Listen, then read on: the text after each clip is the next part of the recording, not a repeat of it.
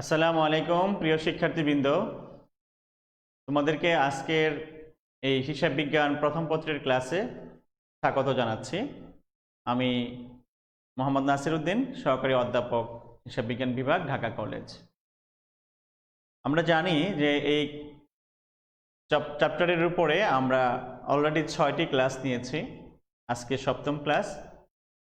আমাদের এই আজকের ক্লাসে আমরা শিখব বিক্রয় জাবেদা। তো এই বিক্রয় জাবেদা সম্পর্কে আমরা এর আগে সামান্য কিছু আলোচনা করেছিলাম। গত ক্লাসে আমি এই বিক্রয় জাবেদা নিয়ে সামান্য কিছু আলোচনা করেছিলাম। তোমরা গত ক্লাসে হিসাবের যে বৈসমূহ, হিসাবের বৈসমূহ এই চ্যাপ্টারের মধ্যে আমরা গত ক্লাসে জাবেদার শ্রেণীবিভাগ নিয়ে কথা বলেছি। জাবেদার যে শ্রেণীবিভাগ নিয়ে আমরা কথা বলেছি, সেই জাবেদার শ্রেণীবিভাগের একটা অংশ হলো বিক্রয় জাবেদা। আমরা গত ক্লাসে করেছিলাম, মানে 6th ক্লাসে করেছিলাম ক্রয় জাবেদা। কি করেছিলাম? ক্রয় জাবেদা করেছিলাম। আজকে করব বিক্রয় জাবেদা। তো প্রথমে বলি যে ক্রয় জাবেদা আসলে কি। ক্রয় জাবেদা ছিল যে ধারে ক্রয় সম্পর্কিত লেনদেন হিসাবভুক্ত করা হতো। ক্রয় জাবেদা আমরা কি করতাম?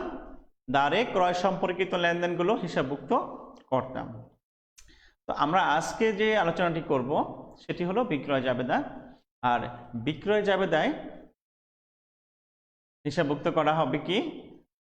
বিক্রয় সম্পর্কিত লেনদেন।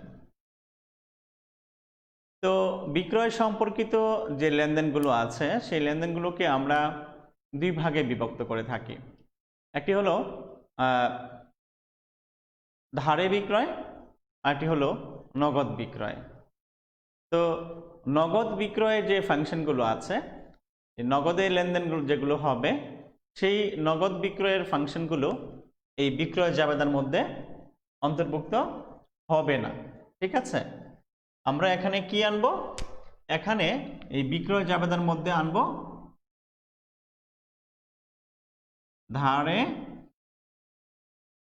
বিক্রয়।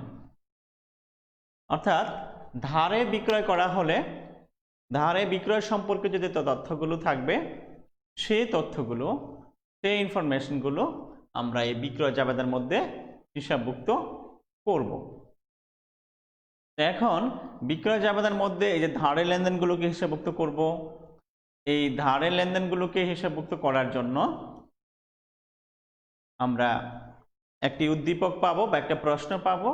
সেই প্রশ্নে নগদ বিক্রয় থাকতে পারে, সেই প্রশ্নে ধারে বিক্রয় থাকতে পারে, সেই প্রশ্নে চেকে বিক্রয় থাকতে পারে। তো নগদে বিক্রয়, চেকে বিক্রয় এগুলো কিন্তু ক্যাশ ট্রানজ্যাকশন। নগদে বিক্রয়, চেকে বিক্রয় এগুলো বিক্রয় জাবেদায় আসবে না।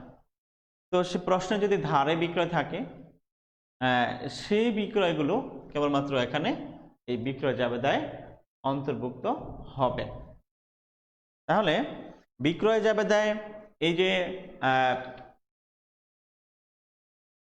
ধারে বিক্রয়গুলো অন্তর্ভুক্ত হবে, তো এই ধারে বিক্রয় হিসাব করার জন্য আমাদের যে কাজটি করতে হবে সেটি হলো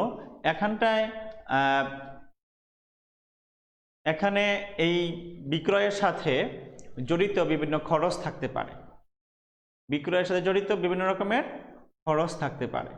যেমন আমরা যদি বলি পণ্য বিক্রয়ের সময় আমার এই পণ্যগুলোকে আমার প্যাকিং করতে হতে পারে। তো এই প্যাকিং যদি হয়, তো প্যাকিং খরচটা আমাকে কি করতে হবে? এখানে লিপিবদ্ধ করতে হবে। তাহলে পণ্য বিক্রয়ের সাথে জড়িত যদি কোনো খরচ থাকে, সেই খরচগুলোকে অ্যাড করে নিয়ে আমাকে এখানে লিপিবদ্ধ করতে হবে। তাহলে আমরা একটি অঙ্কে যাব। এখন আমরা দেখব, একটি প্রশ্ন দেখব এবং সেটি আলোচনা করব। তারপরে আমরা এই প্রশ্নটি কিভাবে সমাধান করা যায় এটি দেখি। তা আমি পুরো স্ক্রিন জুড়ে তোমাদেরকে প্রশ্নটি দেখাচ্ছি। একটু দেখো তোমরা যে এখানে জনাব ধীরাজ একজন পাইকারি ব্যবসায়ী। তার ব্যবসায়ে নগদ ও ধারে লেনদেন হয়। তার ব্যবসায় নগদে লেনদেনও হয়, ধারেও লেনদেন হয়। তো এখন এই যে নগদে লেনদেনের কথা বলা হয়েছে, যদি নগদে লেনদেনের বিষয়টি থাকে সেটি কিন্তু হিসেবভুক্ত আমরা করব না বিক্রয় জাবেদার মধ্যে। আর যদি ধারের লেনদেন থাকে সেই ধারের লেনদেন আমরা বিক্রয় জাবেদায় হিসাবভুক্ত করব। তাহলে কি হলো, প্রথমে আমরা সিদ্ধান্ত নিয়েছি যে নগদে বিক্রয় এবং ধারে বিক্রয় যেহেতু হয়, যদি প্রশ্নের মধ্যে নগদ বিক্রয় থাকে সেটি আমরা এখানে আনবো না, আর ধারে বিক্রয় থাকলে সেটি আমরা হিসাবভুক্ত করব। নাম্বার 2 হলো, নিচে এখানে দেখো 2019 সালের মে মাসের 1 তারিখের তথ্য দেওয়া আছে এবং মের 10 তারিখের তথ্য দেওয়া আছে। এখানে কি বলেছে, আমরা মে মাসের 1 তারিখের ইনফরমেশনগুলো দেখতে চাই। মের 1 তারিখে বলেছে ঢাকার কাউসার অ্যান্ড কং এর নিকট বিক্রয়।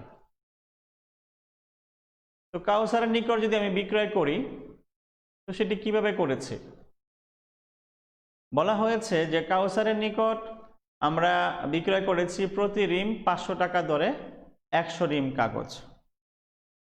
প্রতি রিম 500 টাকা দরে 100 রিম কাগজ বিক্রয় করেছি। চালান নং 25, উক্ত চালানে 500 টাকা প্যাকিং ও পরিবহন খরচ ধরা হয়েছে। কারবারি বাট্টা 10%, নগদ বাট্টা 5%। শর্ত 2/10 নিট 30। এখানে বেশ কিছু ইনফরমেশন আমাকে বুঝতে হবে, আমরা একটু এখন বোর্ড ইউজ করতে চাই। এখানে দেখো 1 তারিখে যে ফাংশনটি ছিল, 1 তারিখে মে মাস, মের 1 তারিখে কি বলেছে যে প্রতি রিম 500 টাকা দরে 100 রিম কাগজ ছিল। তাহলে প্রতি রিম কত টাকা করে, 500 টাকা। প্রতি রিম 500 টাকা দরে আমার কাগজ আছে কত, কাগজ হলো 100 রিম কাগজ। তাহলে 100 রিম কাগজের মূল্য কত, 100 রিম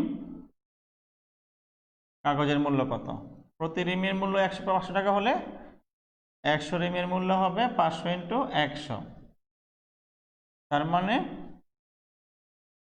50,000 টাকা। তাই তো হয়, হ্যাঁ, 4 শূন্য, 50,000 টাকা হবে। এখন এই যে 50,000 টাকা, এটি হলো আমার পণ্যের ফেস ভ্যালু, পণ্যের মূল্য। এখন আমরা আবার প্রশ্নটা দেখি এবং পুরো স্ক্রিন জুড়ে প্রশ্নটা দেখি। প্রশ্ন না দেখলে তোমরা কিন্তু অঙ্কটি বুঝবে না। তো দেখো এখানে কি হয়েছে, দেখো এখানে প্রতি রিম 500 টাকা দরে 100 রিম কাগজ। 100 রিম কাগজের মূল্য কত আমরা কিন্তু দেখেছি, তাই না? 100 রিম কাগজের মূল্য হলো 50,000 টাকা। তো দেখো এখানে কি বলা আছে, চালান নং 25। চালান নং এর ফাংশনটা আমরা পরে বুঝবো। আর বলা আছে এই চালানে 500 টাকার প্যাকিং খরচ আছে, মানে পরিবহন খরচ, প্যাকিং খরচ আছে 500 টাকা। আর আছে কারবারি বাট্টা, নগদ বাট্টা। এই জায়গাটায় আমি আলোচনা করব যে কারবারি বাট্টা আছে, নগদ বাট্টা আছে, এই জায়গাটায় আমি একটু ডিসকাস করতে চাই। আমরা প্রশ্নটি যদি দেখে থাকি তাহলে এবার আমরা বোর্ডে দেখব এই অঙ্কটি আমরা এখন কিভাবে সলভ করতে চাই। এই যে 50,000 টাকা, এই 50,000 টাকার মধ্যে আমার কিছু ডিসকাউন্ট আমি দিব। এই 50,000 টাকার থেকে আমি একটা অংশ ডিসকাউন্ট দিব। তো আমি যে ডিসকাউন্ট দিব, এখানে দুই ধরনের ডিসকাউন্ট আছে। একটা আছে কারবারি বাট্টা,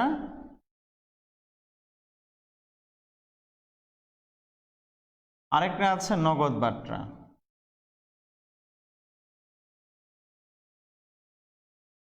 কারবারি বাট্টা ছিল হলো 10% আর নগদ বাট্টা হলো 5%। এই জায়গাটায় আমরা কিন্তু একটি কোশ্চেন করি। কি কোশ্চেন করি এখানে? আমার পণ্যের মূল্য 50,000 টাকা, আমি যদি ডিসকাউন্ট করব, ডিসকাউন্ট কি এই 50,000 টাকার উপরে করব 10%, এই 50,000 টাকার উপরে কি আমি করব 5%, নাকি এই 50,000 টাকার উপরে পুরো 15% হবে? 10 আর 5 মিলে 15% হয়, এই 15% হবে। আমি আসলে কোনটি করব? এটা করব নাকি পৃথক পৃথক ভাবে করব? আসলে এই যে কোশ্চেন যে আমার পণ্যের মূল্য 50,000 টাকা, আমি যদি ডিসকাউন্ট করি, ডিসকাউন্ট করব কারবারি বাট্টার 10% আর নগদ বাট্টা 5%। এখন কারবারি বাট্টা যদি 10% হয়, এই 10% 50,000 টাকার উপরে হবে এবং এই 50,000 টাকা থেকে কারবারি বাট্টা বাদ দিব। বাদ দেওয়ার পরে যে ফিগারটা আসবে সেটি হবে আমার পণ্যের মূল্য। আমি একটু ক্লিয়ার করতে চাই আবার, এই 50,000 টাকার উপরে আমি প্রথমে 10% কারবারি বাট্টা এইটার কাজ করব, এই এই এই কারবারি বাট্টার কাজ করব। আর এই নগদ বাট্টার যে কাজ, এটা এখন হবে না, এটা হবে না। আর টোটাল দুটা মিলে যে 15% বলতেছি, এটাও হবে না। তাহলে হবে কি? শুধু এই 10%-এর ফাংশন আমরা করব। তাহলে মনে রাখবো, নগদ বাট্টা থাকলে নগদ বাট্টার ফাংশন বিক্রয় জাবেদার মধ্যে আসবে না। নগদ বাট্টার কোনো কাজ বিক্রয় জাবেদার মধ্যে হবে না। আর কারবারি বাট্টার যে কাজ সেটি আমার করতে হবে। এখন এই কারবারি বাট্টার যে কাজ সেটি আমি কিভাবে করব এটি দেখাচ্ছি।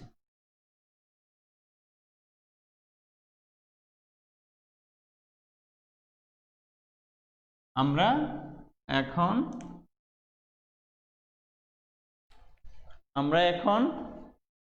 কারবারি বাট্টা এখান থেকে বাদ দিব। হ্যাঁ, কারবারি বাট্টা এখান থেকে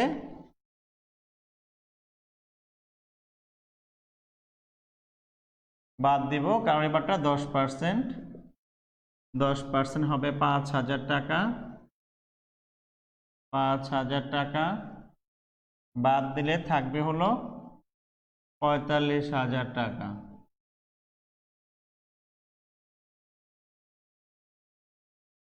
কারবারি বাট্টা 5,000 টাকা বাদ দিলে থাকবে কত? 45,000 টাকা। তাহলে কি হলো? প্রিয় শিক্ষার্থীরা, তোমরা লক্ষ্য করো কি হচ্ছে। পণ্যের যে মূল্য, ফেস ভ্যালু, পণ্যের যে লিখিত মূল্য, যে প্রতি রিম কাগজের দাম 500 টাকা করে, 100 রিম কাগজ, তার মূল্য হলো 50,000 টাকা। এই যে 50,000 টাকা, এই 100 রিম কাগজের মূল্য 50,000 টাকা থেকে আমি কারবারি বাট্টা যেটি আছে, এই কারবারি বাট্টা বাদ দিব। বাদ দেওয়ার পর যা থাকবে সেটি হলো 45,000 টাকা। এই 45,000 টাকা আমি কি করব? হিসাবভুক্ত করব। এখন আমাকে আবার প্রশ্ন দেখতে হবে, এখানে আরো কিছু বিষয় আছে, আমি একটু দেখতে চাই প্রশ্নটি। দেখো, এখানে বলা আছে এই চালানে 500 টাকা প্যাকিং খরচ এবং পরিবহন খরচ। এই যে প্যাকিং খরচ এবং পরিবহন খরচ ধরা হয়েছে 500 টাকা, এই 500 টাকা আমি এখন কোথায় হিসাবভুক্ত করব? পণ্যের বিক্রয় মূল্য হলো আমার 50,000 টাকা। আর কারবারি বাট্টা বাদ দেওয়ার পরে আমার মূল্য থাকে কত? এই মূল্য থাকে হলো ৪৫,০০০ টাকা। ঠিক আছে, এই যে ৪৫,০০০ টাকা থাকে, এই ৪৫,০০০ টাকার সাথে আমার এখন যোগ করতে হবে কি? প্যাকিং ও পরিবহন খরচ। প্যাকিং ও পরিবহন খরচ। প্যাকিং ও পরিবহন খরচ কত টাকা?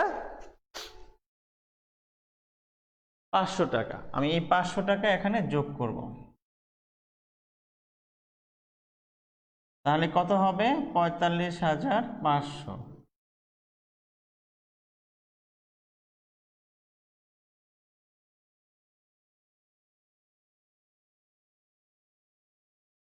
তাহলে লক্ষ্য করো তোমরা, আমার এই ১ তারিখে আমার প্রকৃতপক্ষে হিসাবের খাতায় লিখতে হবে কত টাকা?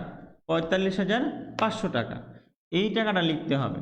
ঠিক আছে, আমি যদি ৫০,০০০ টাকা লিখি হবে না, আমি যদি ৫,০০০ টাকা বাদ দিয়ে ৪৫,০০০ টাকা লিখি তাও হবে না। আমাকে লিখতে হবে কত? প্যাকিং খরচ সহ। পণ্যের যে প্যাকিং খরচ বা বীমা খরচ, অন্য আরও কোনো খরচ যদি থাকে, সেলসের সাথে সবগুলোকে অ্যাড করে দিতে হবে। হ্যাঁ, পণ্যের যে মূল্য বাট্টা বাদ দেওয়ার পরে যে মূল্যটা আছে, সেই মূল্য থেকে প্যাকিং ও পরিবহন খরচ থাকলে, অন্য কোনো খরচ থাকলে সেগুলো কি করতে হবে? অ্যাডজাস্ট করতে হবে, যোগ করতে হবে। শুধুমাত্র কারবারি বাট্টা থাকলে বাদ দিতে হবে, কারবারি বাট্টা থাকলে বাদ দিতে হবে। আর অন্য কোনো খরচ থাকলে যোগ করতে হবে। আরেকটা বিষয় বলেছিলাম কি, নগদ বাট্টা থাকলে সেই নগদ বাট্টা হিসাবভুক্ত হবে না। তাহলে এখানে কন্ডিশন ৩টা। ১, পণ্যের মূল্য থেকে কারবারি বাট্টা বাদ দিব। ২, কোনো খরচ থাকলে সেগুলো যোগ করব। ৩, নগদ বাট্টা থাকলে হিসাবভুক্ত হবে না। এবার আমরা আবার প্রশ্নটা দেখতে চাই, আমরা পুরো প্রশ্নটা আবার দেখব।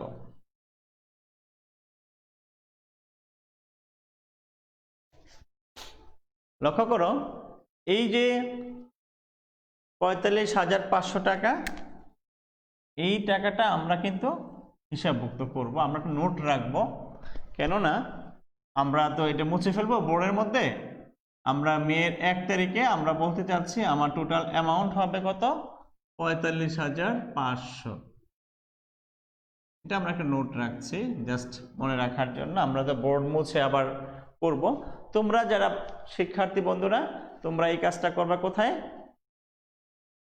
তোমরা এই কাজটি করবে হলো খাতায়, রাফ করবা এবং ওয়ার্কিংস লিখে বা রাফ লিখে অন্য একটা পৃষ্ঠায় সেটি সুন্দর করে তোমরা নোট করে রাখবা। তো আমরা এবার এই ১ তারিখে যে এত টাকা লিখবো এটা নোট রাখলাম। এবার আমরা যাব প্রশ্নে আবার মেয়ের ১০ তারিখের ফাংশন নিয়ে। দেখো মেয়ের ১০ তারিখে কি বলেছে?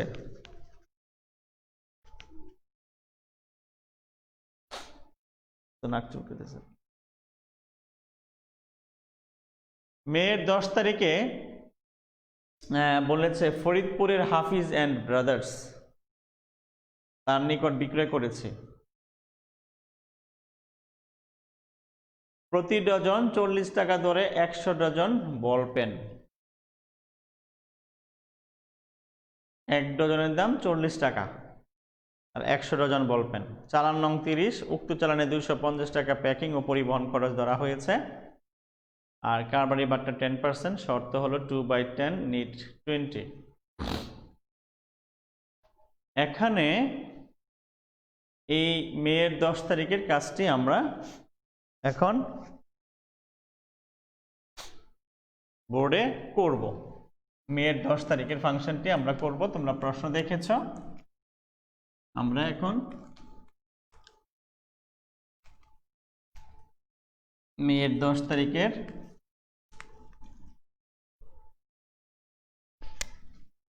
মেয়ে ১০ মেয়ের ১০ তারিখে বলেছে যে প্রতি ডজন 40 টাকা করে 100 ডজন বল পেন, তাহলে প্রতি ডজন 40 টাকা করে,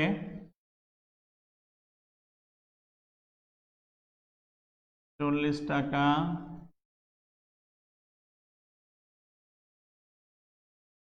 করে 100 ডজন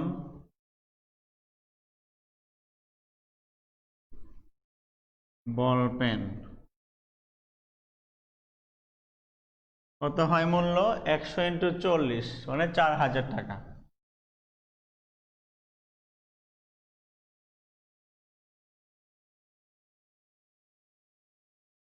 একশো ইন্টু 40 4000 টাকা। এই 4000 টাকা আমি বল পেনের মূল্য পেলাম। আর এখানে বলা আছে কারবারি বারটা হবে 10%। এখন এখান থেকে আমি বাদ দিব কারবারি বারটা।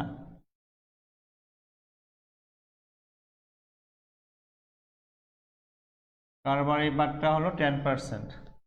তো 10% কত হয়? 400 টাকা।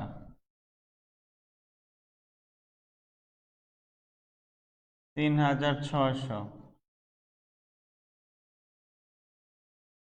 আর এখানে প্যাকিং খরচ আছে 250 টাকা, এটা যোগ করব। প্যাকিং খরচ,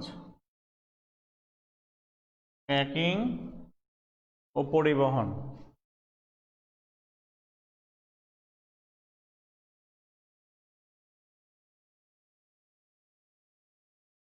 প্যাকিং ও পরিবহন খরচ 250 টাকা।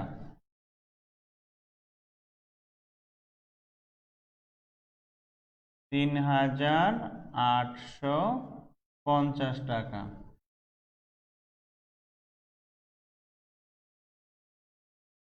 এই যে বিষয়টি, এখানে আমি এই যে 3850 টাকা পেলাম, আমি এখন এই 10 তারিখের ফাংশন যখন হিসাবভুক্ত করব, 10 তারিখের লেনদেনটি যখন আমি লিখব, তখন আমি 3850 টাকা লিখব।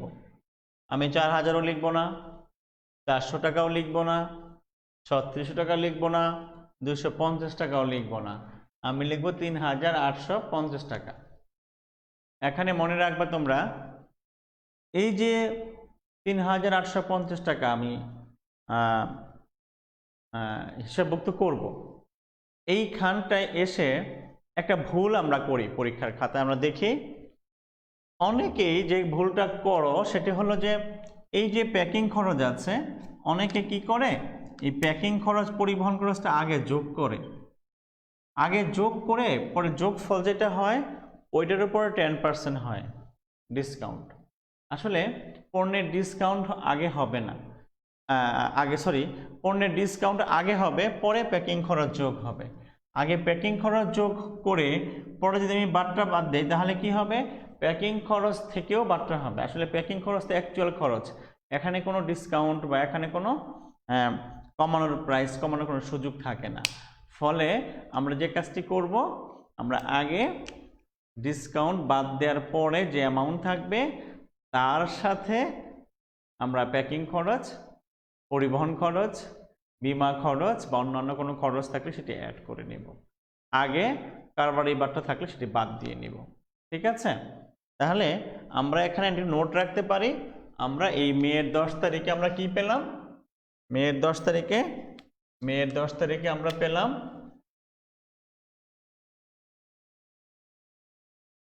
3850 টাকা। আজকের এই যে আমরা যে বিষয়গুলো আলোচনা করতেছি, এখানে এই প্রশ্নের মধ্যে আরো কিছু তথ্য আছে। আমরা প্রশ্নটা আরো দেখি একটু। আরো কিছু তথ্য প্রশ্নে আছে যেগুলো আমাদের আলোচনা করার প্রয়োজন। যেমন দেখো, এখানে চালান নং আছে। তো চালান নং আমরা নর্মালি কি করব?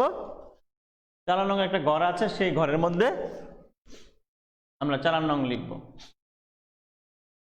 আর এখানে শর্ত আছে। এই যে শর্ত 2/10 নিট 30, এই 2/10 নিট 30, এই 2/10 এর অর্থ কি? এটি আমাকে একটু ব্যাখ্যা করতে হবে শর্তের মধ্যে। যেমন এই যে শর্ত লেখা আছে, শর্ত 2/10 নিট 30, এর অর্থ হলো 10 দিনের মধ্যে যদি মূল্য পরিশোধ হয় তাহলে আমার 2% ডিসকাউন্ট হবে, আর নিট টাকা 30 দিনের মধ্যে পরিশোধ করতে হবে। এই নিট টাকা যদি 30 দিনের মধ্যে পরিশোধ করতে হয় তাহলে তখন কিন্তু আমি কোনো ডিসকাউন্ট পাবো না। আমি ডিসকাউন্ট পাবো যদি আমি 10 দিনের মধ্যে মূল্য পরিশোধ করি। এর অর্থ হলো 2/10, 2/10 হলো 10 দিনের মধ্যে মূল্য পরিশোধ করলে আমি 2% বাট্টা পাবো। আর আমি যদি 10 দিনের মধ্যে মূল্য পরিশোধ করতে না পারি তাহলে নিট যে অ্যামাউন্টটা থাকবে, আমার যে প্রাপ্য টাকা, এটা 30 তারিখের মধ্যে অবশ্যই পরিশোধ করতে হবে, 30 দিনের মধ্যে পরিশোধ করতে হবে। 30 দিনের মধ্যে এই মূল্যটা পরিশোধ করতে হবে।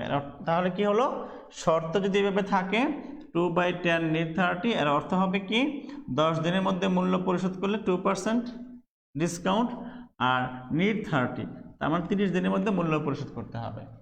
এখন এই যে শর্ত, দেখো তোমরা প্রশ্ন 1 নাম্বার, আমরা স্লাইডটা আবার দেখি, পুরো স্লাইডটা আমরা দেখব, পুরো স্লাইডটা। এখানে আমরা দেখি যে এই যে স্লাইড দেখো, এই স্লাইডে দেখো বলা আছে নগদ বাট্টা বলা আছে 1 তারিখের কথা আমি বলছি, 10 তারিখ না, 1 তারিখ। 1 তারিখে দেখো নগদ বাট্টা বলা আছে 5%, আবার শর্ত আছে 2/10 নিট 30। 2/10 এর অর্থ কিন্তু আমরা বলতে চাচ্ছি যে 10 দিনের মধ্যে মূল্য পরিশোধ হলে 2% ডিসকাউন্ট। এই যে 2% ডিসকাউন্ট, এটাই কিন্তু ক্যাশ ডিসকাউন্ট। আবার এখানে ক্যাশ ডিসকাউন্ট স্পেশালি বলা আছে 5%। যদি এরকম স্পেশালি ক্যাশ ডিসকাউন্ট 5% বলা থাকে, হ্যাঁ, যদি এরকম স্পেশালি 5% ক্যাশ ডিসকাউন্ট বলা থাকে তাহলে আমাকে কিন্তু 2/10 এর ফাংশন করা যাবে না, 5% যে ক্যাশ ডিসকাউন্ট সেই ফাংশন করতে হবে। আমি এই জিনিসটা আবার ক্লিয়ার করতে চাচ্ছি। নগদ বাট্টা 5%, আবার শর্ত আছে 2/10। 2/10 শর্ত প্রতিপালন করব আমি, কিন্তু আবার নগদ বাট্টা 5% যদি বলা থাকে তাহলে 2/10 এর পরিবর্তে 5% হিসাব করতে হবে এবং আমার নিট অ্যামাউন্ট 30 দিনের মধ্যে মূল্য পরিশোধ করতে হবে। প্র্যাকটিক্যালি আসলে যেরকম হয়, নগদ বাট্টা বলা থাকলে আর শর্ত বলা থাকে না, বা নগদ বাট্টা 5% না বলে শর্তের মধ্যেই লিখে দেয় 5/10। 5/10 মানে হলো 5% ডিসকাউন্ট পাবো 10 দিনের মধ্যে মূল্য পরিশোধ হলে, তখন আর আমার ক্যাশ ডিসকাউন্ট থাকে না।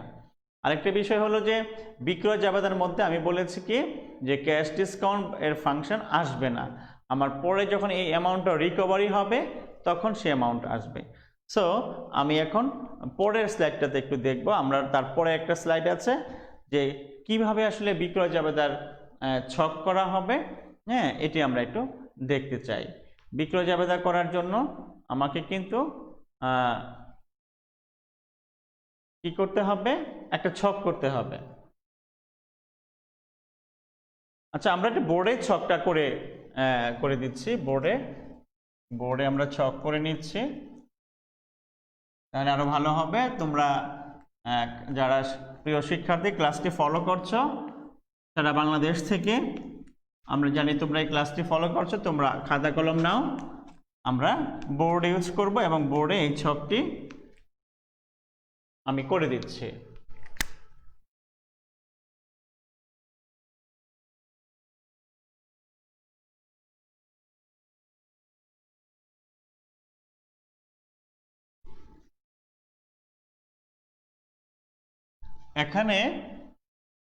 এখানে প্রথমে হবে তারিখ,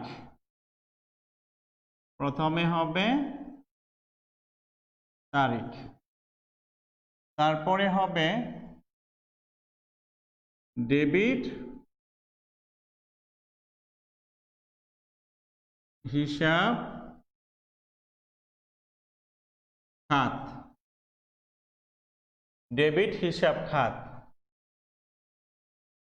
তারপরে হবে চালান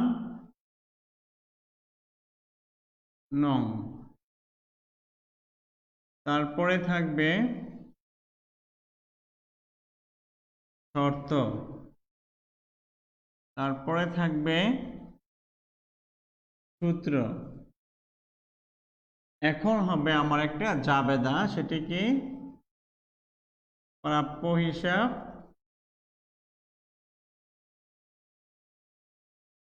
ডেবিট আর বিক্রয় হিসাব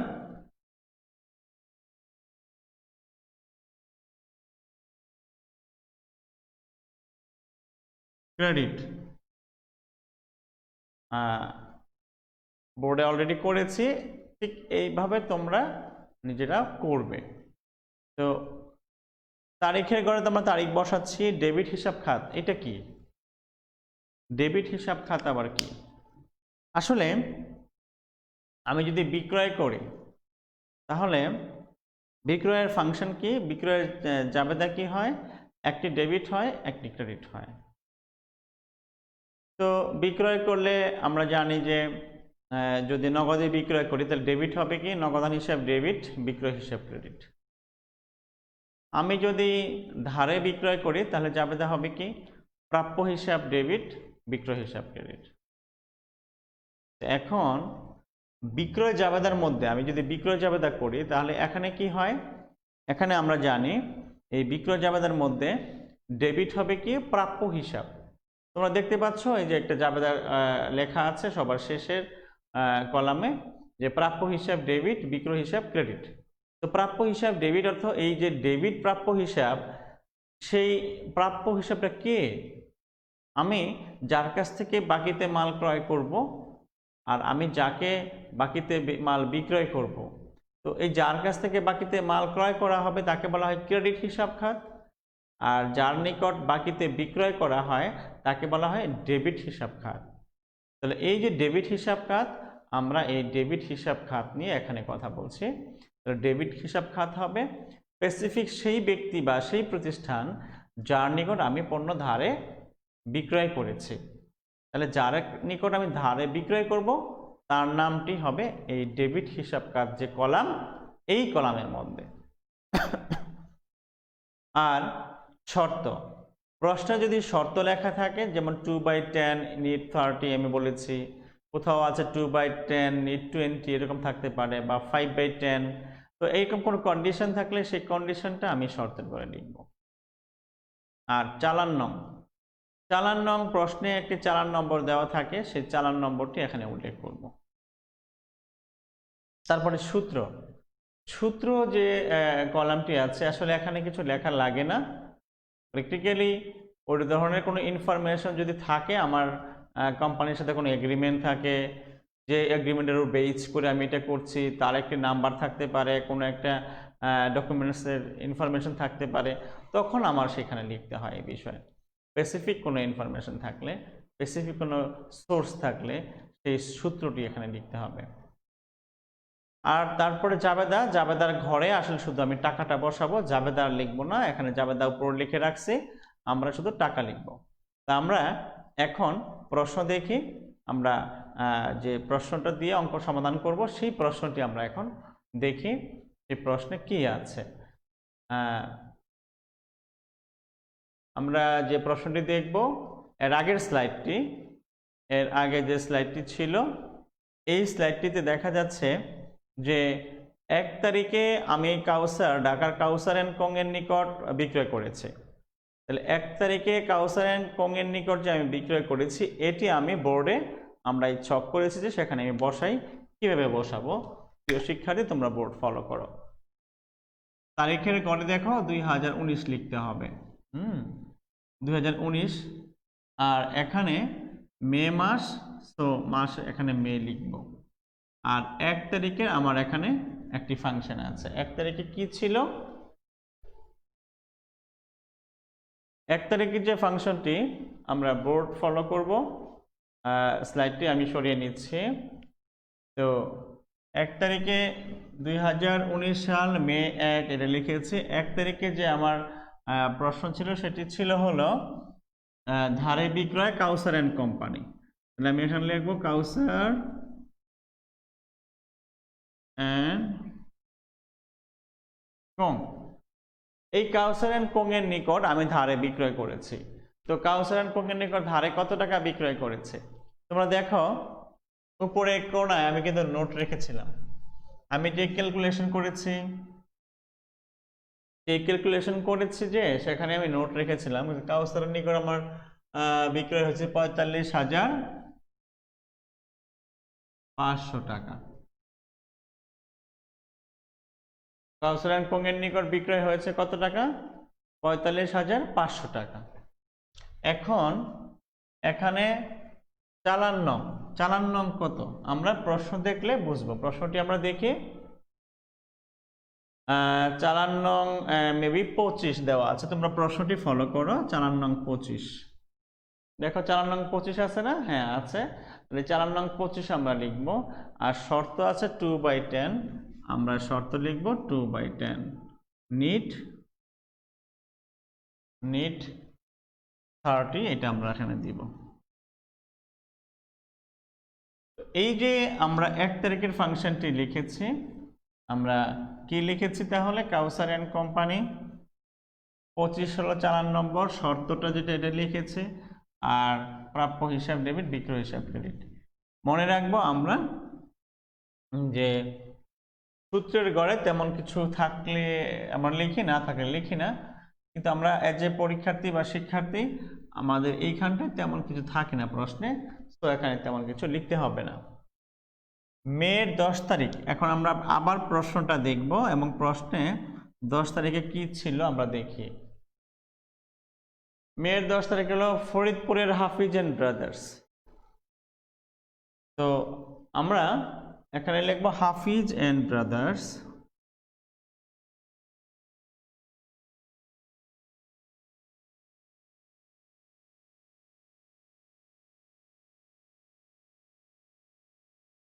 হাফিজ অ্যান্ড ব্রাদার্স ফরিদপুর।